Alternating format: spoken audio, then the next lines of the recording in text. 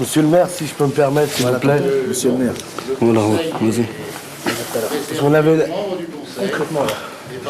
On voulait vous demander la permission de pouvoir intervenir une brève minute sur la situation d'Ahmed Boumarev qui habite votre localité, qui est arrivé en France depuis l'âge de 6 ans et qui est victime d'une mesure inique. Bon. Simplement que ce garçon est là, soit il est sorti du chemin, il a commis des délits pour lesquels il a payé sa dette à la société. La société, en principe, quitte avec lui. Attendez, excusez-moi, je vous interromps une seconde. Le monsieur là-bas, il a demandé l'autorisation de filmer. Il est avec nous, monsieur. Il n'a pas demandé l'autorisation de filmer. Je peux arrêter de filmer. Les délits qu'il a commis, comme Jean-Paul, comme Pierre, la seule différence, c'est que lui, il n'a pas ses papiers français et qu'il ne peut pas, à la fin de sa peine, retourner chez lui normalement. On appelle ça la double peine. Je peux vous le dire, c'est discriminatoire. On peut retourner la déclaration, la Constitution. En principe, nul ne peut être inquiété pour son origine, sa race, sa religion. Donc on ne comprend pas que nous, on puisse être inquiétés du fait qu'on a une carte de résidence. Hein, et alors que nos familles sont là. Hein, voire certains de chez nous, je ne vais pas le rappeler à tout le monde, mais certains ont combattu en 14-18, 39-45, hein, aux côtés des Français, pour libérer la France. Donc, excusez-nous, on n'a pas l'intention de rentrer en guerre contre qui que ce soit. Mais ce qu'on veut, c'est que les droits de l'homme qui s'appliquent pour les autres s'appliquent aussi pour nous. Et on voudrait qu'il récupère sa situation de manière à ce qu'il puisse vivre normalement comme n'importe quel individu. Voilà, c'est tout. Et je vous remercie pour l'attention et pour la parole que vous nous avez donnée. Je tiens à vous le dire. Parce que c'est pas évident. Il y a des endroits où il faut batailler pour avoir la parole. Bonne soirée, messieurs, dames. Bonne soirée.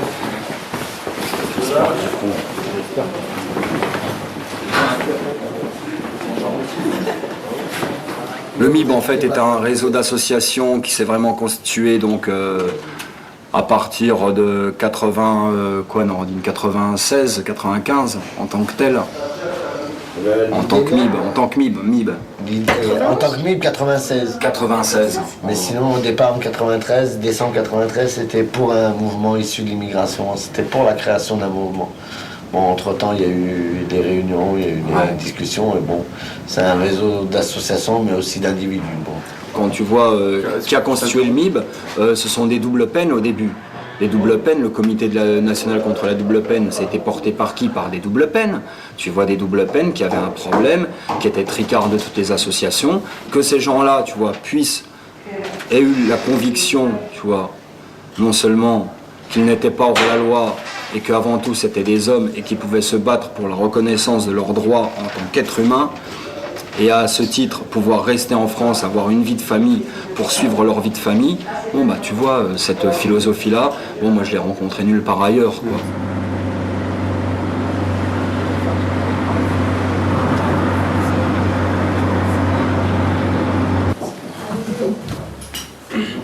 Le problème c'est que les doubles peines, comme les gens dans les quartiers, se réapproprient eux-mêmes leur histoire. À partir de là, on peut voir ce qui est du domaine comment dire, de légal, parce qu'on est en train de parler d'égalité de traitement en vérité, parce que les gens qui comprennent pas, je veux dire, il y a des gens qui comprennent pas que, il y a des gens ils n'ont pas compris avant que les Noirs ils soient libérés de leur chaîne. Il y a des gens ils n'ont pas compris que les femmes elles puissent voter. Il y a des gens ils comprennent pas que des immigrés puissent voter à des élections. Bon, ça, je sais pas que j'y peux rien, mais je veux dire, c'est à un moment donné, ils ont tort. Même si on est minoritaire, je suis désolé, bah, on peut être minoritaire, mais on a raison. Pourquoi? Parce que c'est une évolution vers plus d'égalité, c'est tout. Je ne demande pas en vérité. Le problème, il est difficile. Pourquoi? Parce qu'on a l'impression de quémander quelque chose. Alors qu'en vérité, c'est pas une question de quémander quelque chose, c'est une exigence. C'est une exigence d'égalité de traitement. Là, on rentre dans le quartier.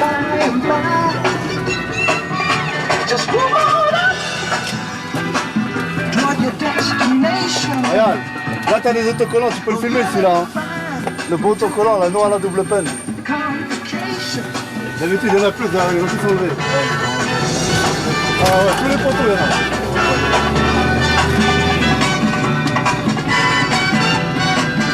a. Nous vivons dans un climat de cannibalisme social, éducatif et culturel. C'est du pinochisme où ou une action digne de Idi Amin Dada, de venir fermer une salle où les enfants étudient. Il y a 2 semaines, il y avait le maire adjoint qui est allé rentrer, parce que j'étais avec les élèves, qui rentre dans la salle et qui dit de toute manière, cette salle devant les enfants, je vais la fermer. Je vais la fermer. Il rentre dans la salle. De toute façon, cette salle, c'est moi le chef. D'accord, c'est moi le chef. Je vous prouverai que je suis le chef. Il a dit à tous les parents ici. Je vous prouverai que je suis le chef. Je vais la fermer, cette salle. Si je peux faire un point pour le MIB, bon, moi particulièrement, je connais bien cette ville. Je suis originaire des Mureaux. Moi, j'ai été animateur ici au centre social. Je connais bien ici. Les habitants, ils font le pas. Ils disent, nous, on va pas laisser faire. On va prendre les choses en main. On va s'occuper de nos gamins. On va s'occuper de nous. Si ça, c'est négatif, qu'est-ce qu'il faut ? Et ça, c'est une mission traditionnelle qu'on a, quoi. C'est aussi de soutenir, justement, les gens qui se mobilisent localement. C'est de les soutenir du mieux qu'on peut. Mais c'est vrai que... Avec quels moyens, comment ça les soutenir, leur apprendre... Comment ça se passe simplement leur apprendre parfois comment faire une manif, comment faire des mouvements, comment agir, comment, tu vois, vis-à-vis des institutions, quel genre de rapport avoir et quelles sont les connaissances minimales pour faire ce genre de choses, soit au niveau du droit, soit au niveau de l'expression, à tous les niveaux, quoi, tu vois. Voilà, quoi, on amène un savoir-faire et puis on essaye qu'ils se l'approprient, et s'ils se l'approprient, c'est tant mieux, quoi, tu vois. Voilà, quoi.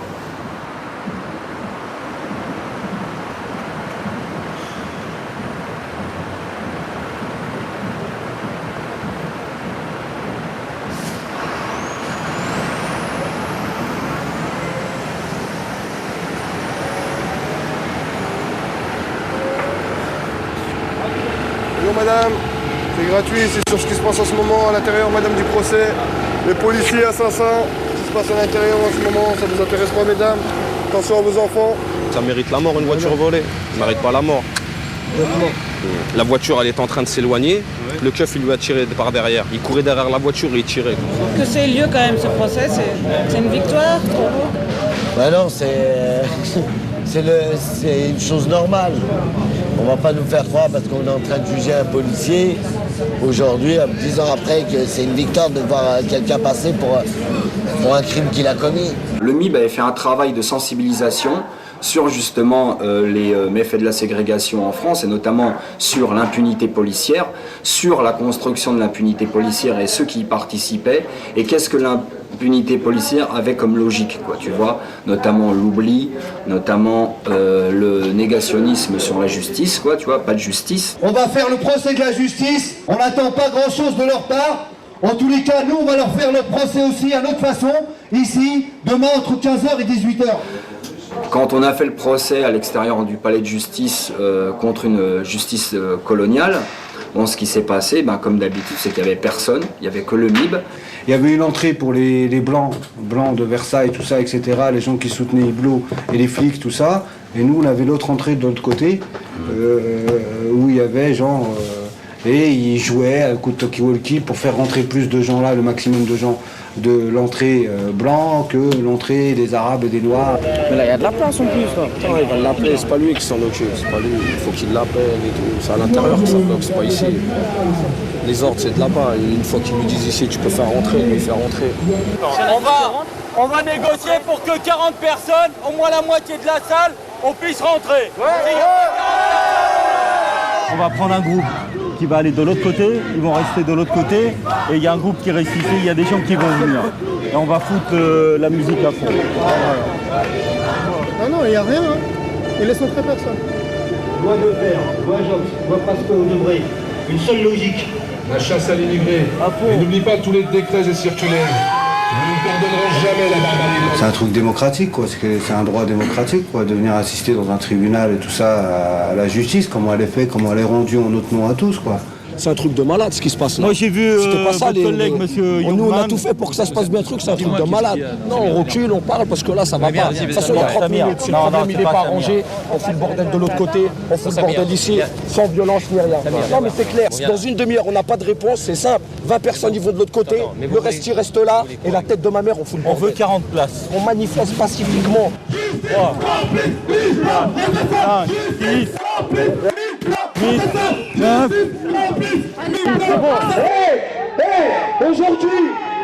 Aujourd'hui, on est là pour Youssef, hein, parce qu'il faut leur dire, à partir de maintenant,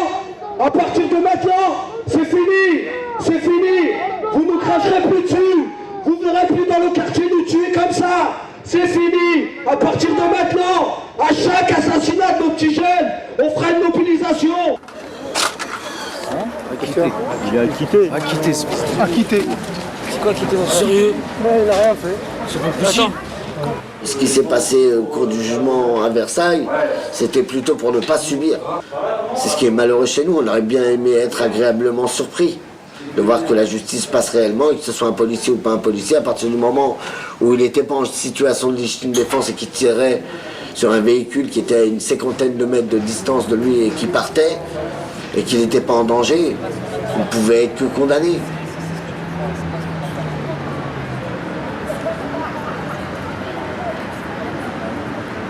Cette jurisprudence, eh ben, elle met en péril, là, objectivement, la vie de plein de mômes en banlieue. Donc, ce qui s'est passé après, quand même, le procès Hublot, c'est que devant l'acquittement qui est odieux, mais qui est vrai en même temps, bah, tu as une réaction quoi, de personnes dans le monde des idées, en solidarité, donc, au MIB, enfin, moi, j'ai entendu ça comme ça. On est dans une désertification des prises en compte politiques de ces questions-là.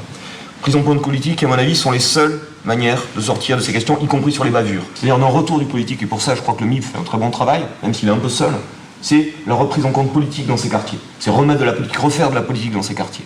Nous, on est chercheurs, qu'est-ce qu'on peut faire modestement? Nous, on peut nourrir le débat, on peut donner des analyses, on peut donner des choses comme ça. Je crois que c'est chacun, de sa position qui peut intervenir. Je crois que c'est comme ça qu'on peut essayer de changer un peu les choses.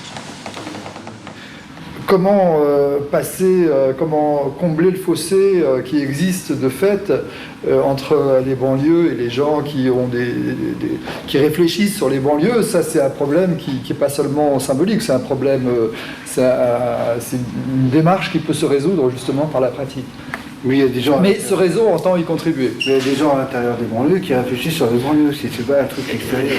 Excuse-moi. Ce serait bien que ces gens-là voient qu'il y a une culture quand même politique qui existe en banlieue, que c'est pas la même culture qu'eux, qui est des fois très très théorique, à coup de Trotsky, à coup de Marx et tout ça. Non, c'est une culture du vécu. C'est des gens qui sont occupés d'affaires policières, hein, mais qui sont fait casser les reins parfois par le procureur, tu vois, du coin, ou bien par le roi du coin, que ce soit le maire, le député maire ou le sénateur maire, quoi, tu vois. Et moi, je pense que ces gens-là, qui ont créé des comités locaux sous forme d'associations ou sous forme de groupements d'individus, on a beaucoup de choses à apprendre d'eux. Et les gens qui font partie du monde des idées, qui font partie peut-être des médias, ont beaucoup aussi à apprendre d'eux.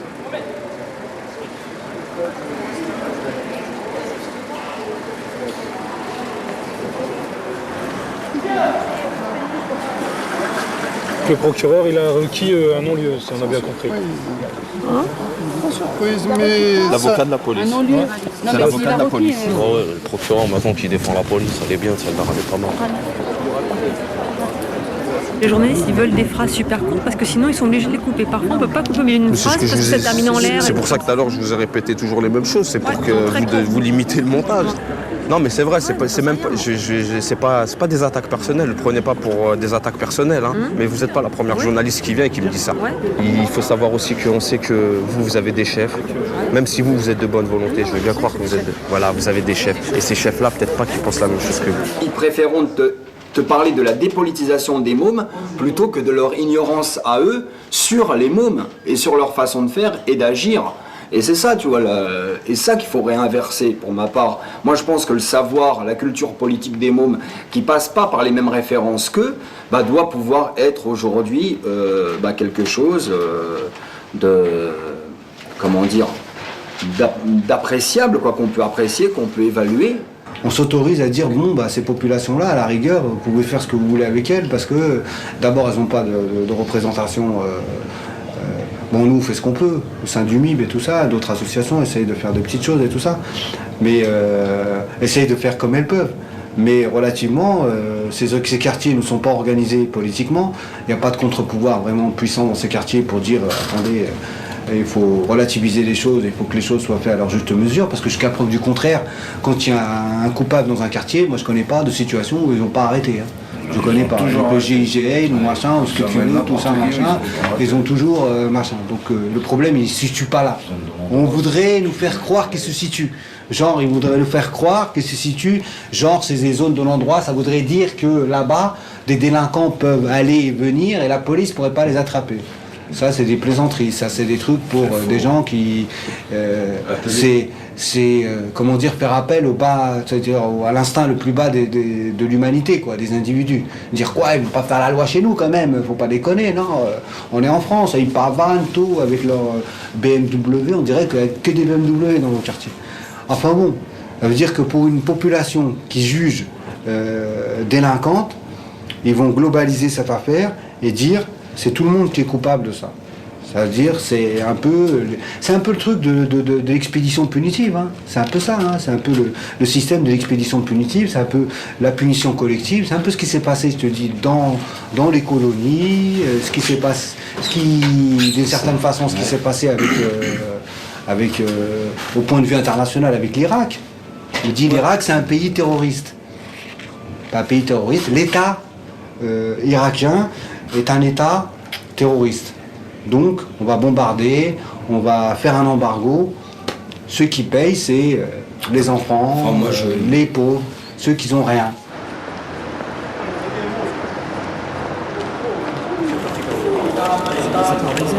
Parisien, garde le camp de la police. Non, mais on en a encore des articles, hein, parce que ça n'a pas arrêté. Il y en a un de 19 ans là, il vit plus. C'est normal. C'est pas une vie qu'il a. Outrage, rébellion, outrage, rébellion, outrage, toute l'année, on est comme ça, toute l'année. Je vais te rappeler cette histoire de Poissy, ça remonte au mois de décembre. On avait été contacté par une famille qui avait été, plusieurs familles, mais surtout une, qui était la première qui a porté plainte contre ce commissaire et des policiers de Poissy, qui rentrait chez les familles sans mandat de perquisition le matin, qui disait je reviens l'après-midi, qui revenait l'après-midi, qui brutalisait tout le monde. Le jour où le flic est venu, c'était quelle date? La police. La date. La police. Le 19. Le 19 le matin, vers 9h30, 10h moins quart. Le 19... T'étais là? Oui, j'étais là. Novembre. Ouais. Rappelle-nous brièvement les faits, ça ne dérange pas, quoi. Il frappe à la porte, moi j'ouvre. Direct, il est rentré, il a dit ouais, le premier qui l'ouvre, vous lui en collez une. Ensuite, on se présente dans ce salon et je dit ouais, où est-ce qu'il est, Gérard Bilel. On a fait les pas là et tout, et puis après ils ont commencé.